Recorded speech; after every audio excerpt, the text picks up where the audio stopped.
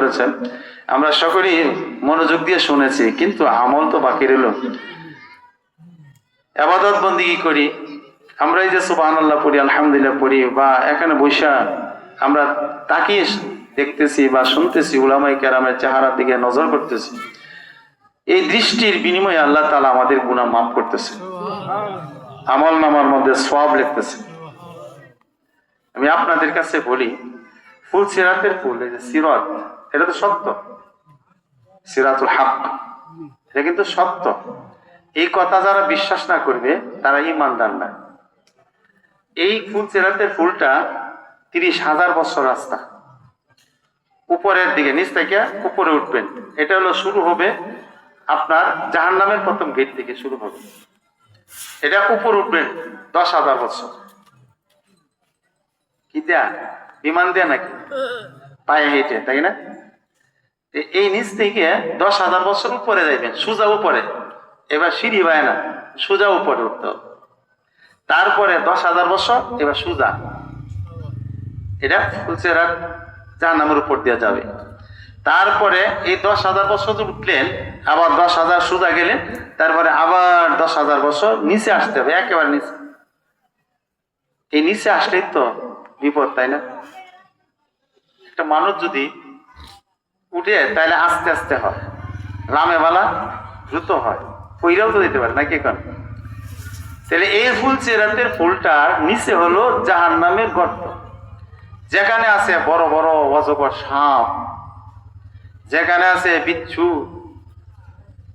কুমির, যেগুলি বাঘ, সিংহ, এই ধরনের বড় বড় হিংস্র প্রাণীগুলি, সেই জায়গা, সেখানে আছে আগুন।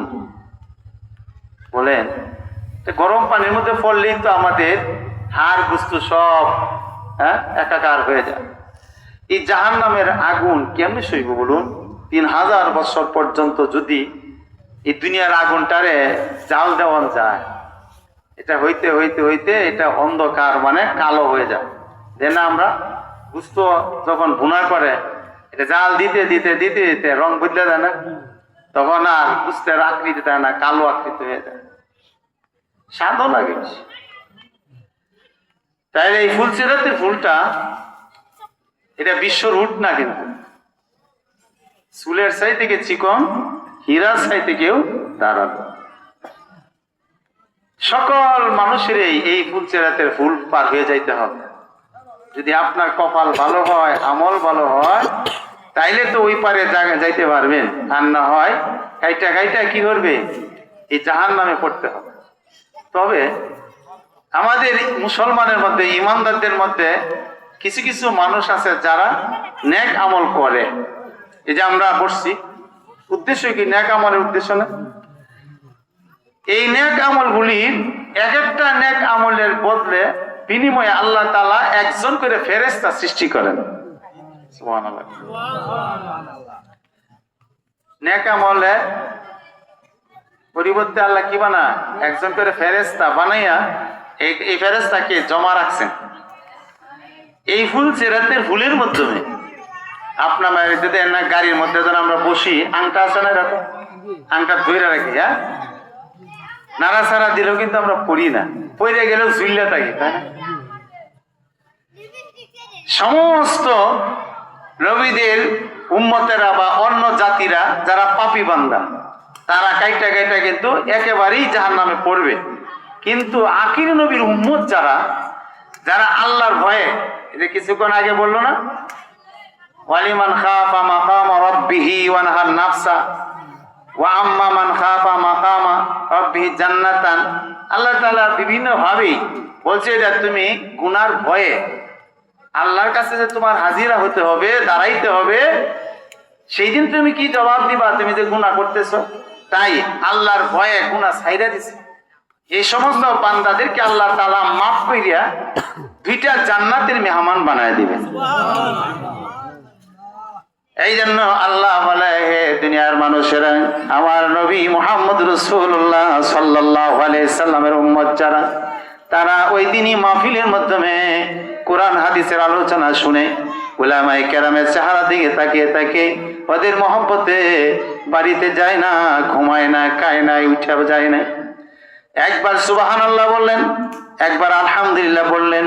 এই আলহামদুলিল্লাহর বিনিময়ে আমার আল্লাহ এক একজন ফেরেশতা তৈরি করেন।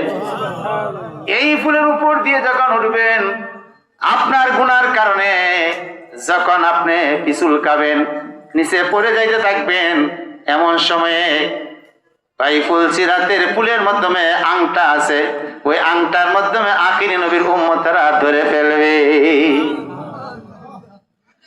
একমাত্র আখিরি নবী মুহাম্মদ রাসূলুল্লাহ সাল্লাল্লাহু আলাইহি সাল্লামের খাতিরে আখিরি নবীর উম্মতের পুরস্কার। এবার ভাইরা আমার, ঝুলন্ত অবস্থা থাকবেন, পরে গেলেই তো জাহান্নামের আগুনে জ্বলবেন। আমার আল্লাহ ওই যে সুবহানাল্লাহ বললেন, আলহামদুলিল্লাহ বললেন, কোরআন শরীফ তেলাওয়াত করলেন, জিকির আজকার করলেন, দুরূদ শরীফ পড়লেন, তওবা করলেন, এই সমস্তের বিনিময়ে যে ফেরেশতাগুলি তৈরি হয়েছিল, ওই ফেরেশতা আপনার প্রথম জীবনে 60 থেকে 70 বছর এই পর্যন্তই অপেক্ষায় ছিল। এই দিন আপনার হাত ওই আংটার থেকে ছুটাইয়া এই ফুলসিরাতের ফুল পার করে জান্নাতে পৌঁছাইয়া দিবে। তাহলে নেক আমল করার দরকার আছে না নাই? তাহলে আমরা কি অযথাই ওয়াজ মাহফিলে আসি? আসি তো লাভের আশায়, নাকি কোন?